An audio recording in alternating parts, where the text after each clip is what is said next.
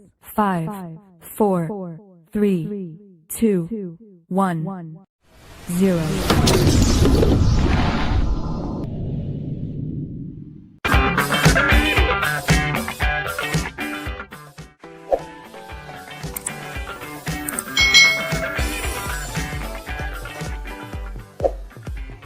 Hello, good morning student. Welcome again to my channel. Today we are going to enter the next lesson. Hari ini kita akan memasuki pembelajaran 5 ya anak-anak. Wah, tidak terasa sudah sampai ke pembelajaran 5 nih. As usual, before we continue to our lesson, I think it's better for us to pray first. So everybody, let us pray. Dear Almighty God, thank you for your blessing. Now we want to begin our lesson. So please open our heart and open our mind so that we can receive all the lesson well. Bless our teacher and also our parents. Thank you God for all of your blessing. Amen.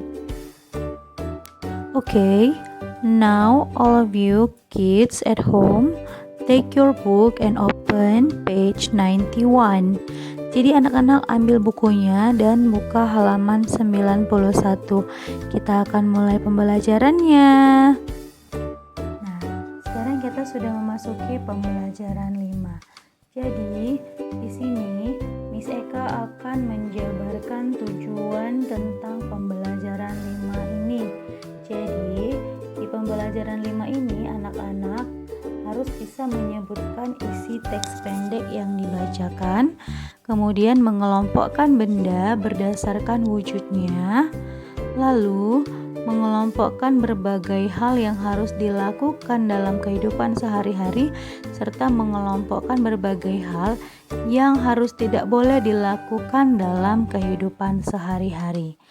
Nah, sekarang kita langsung saja ke halaman 91. Benny dan teman-teman akan bermain di rumah Edo. Sebelum ke rumah Edo, Benny datang menjemput Udin. Mereka berjanji berangkat bersama. Peragakanlah teks percakapan berikut di depan kelas. Nah, jadi ini adalah percakapan antara Benny dan Ibu Udin. Oke, anak-anak juga boleh mempraktekkan ya. Selamat sore, Bu. Selamat sore juga Benny, silakan masuk. Terima kasih Bu. Udinnya ada Bu. Ada Benny. Sebentar ya Ibu panggilkan. Udin, ini Benny sudah datang. Iya Bu, aku sudah siap. Bagaimana Benny? Kita berangkat sekarang?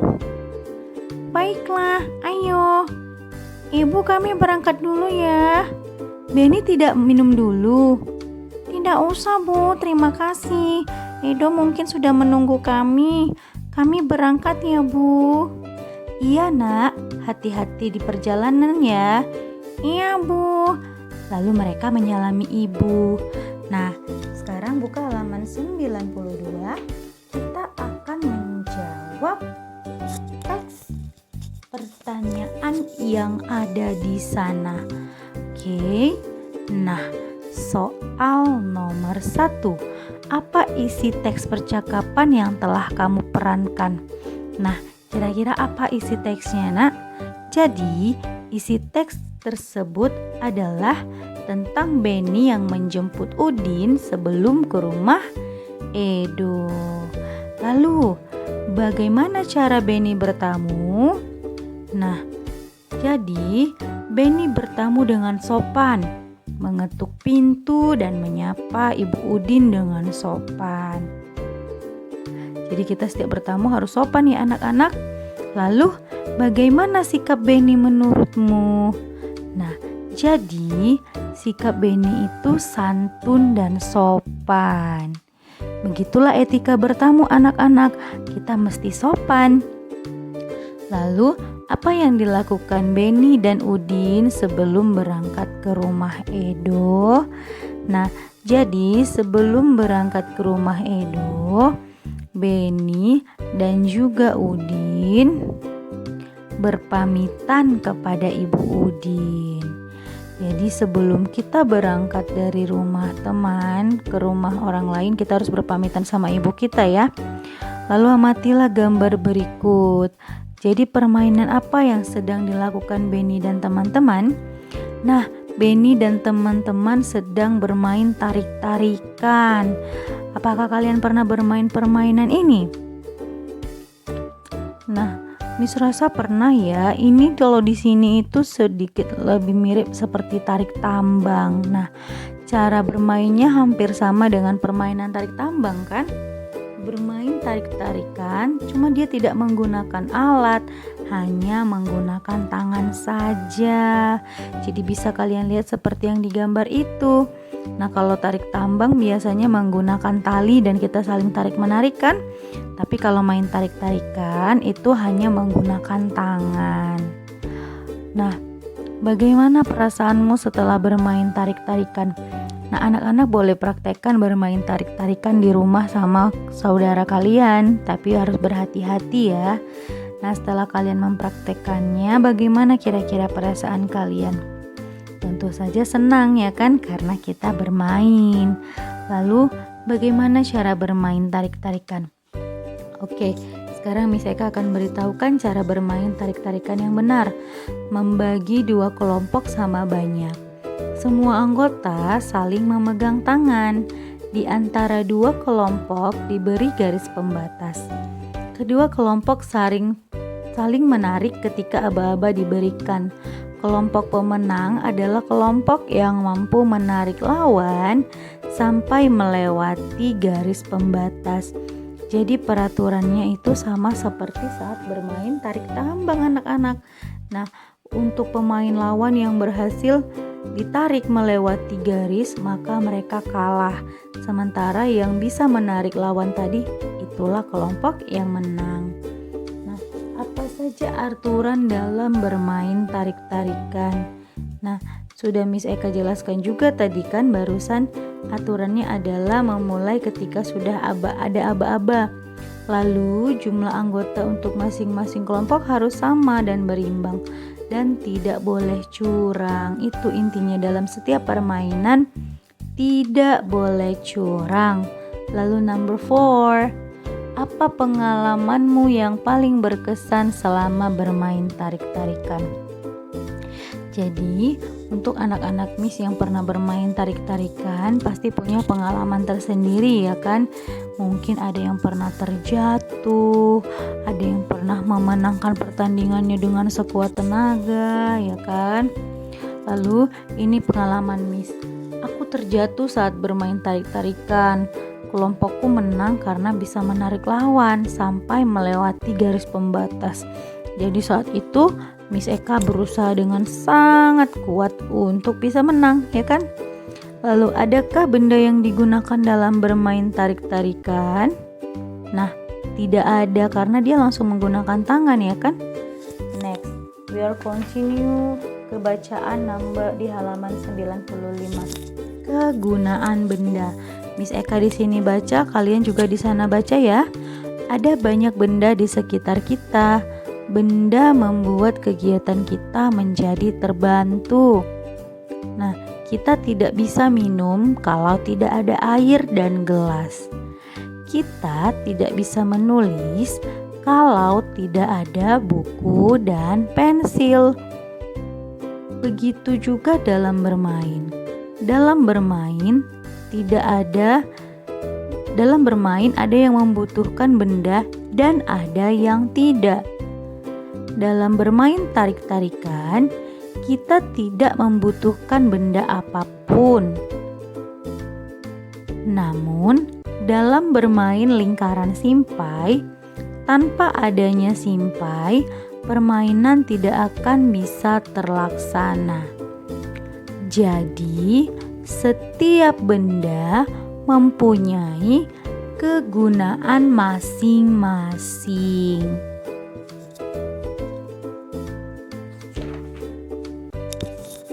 Benda juga beraneka ragam.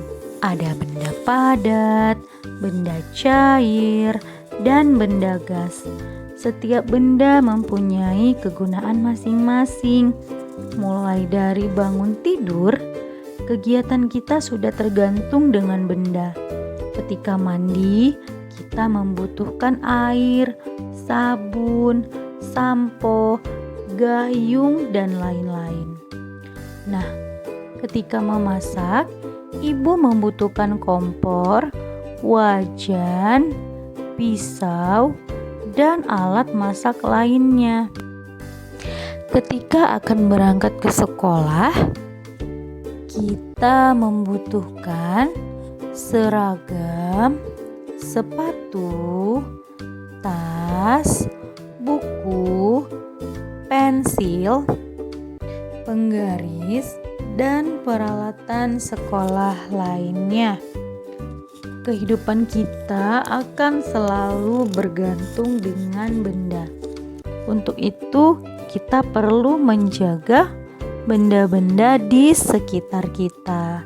Nah, jadi dari sini kita sudah tahu bahwa manusia itu sangat membutuhkan benda-benda di sekitarnya ya, karena untuk membantu kita agar bisa beraktivitas dengan lancar. Oke, mari kita masuk ke ayo mengamati. Di situ ada berbagai macam benda ya kan. Look at the pictures. There are so many things there. Dan kita suruh mencari yang mana benda padat, cair, dan juga gas. Oke, jadi Miss Eka akan bantu. Yang pertama sapu. Sapu termasuklah itu ke dalam benda padat. Lalu ada ruler, itu termasuk pada benda padat. And then ada cupboard atau lemari pun termasuk benda padat.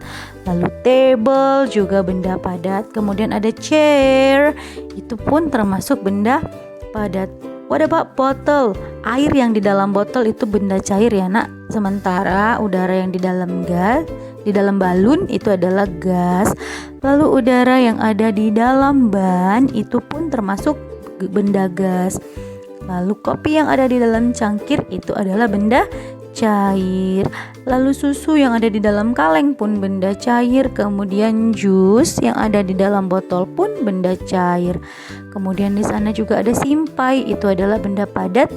Lalu keranjang buah pun benda padat. Kemudian ada bag, itu juga benda padat. And then ada shoes, itu pun benda padat. Kita masuk ke halaman 98.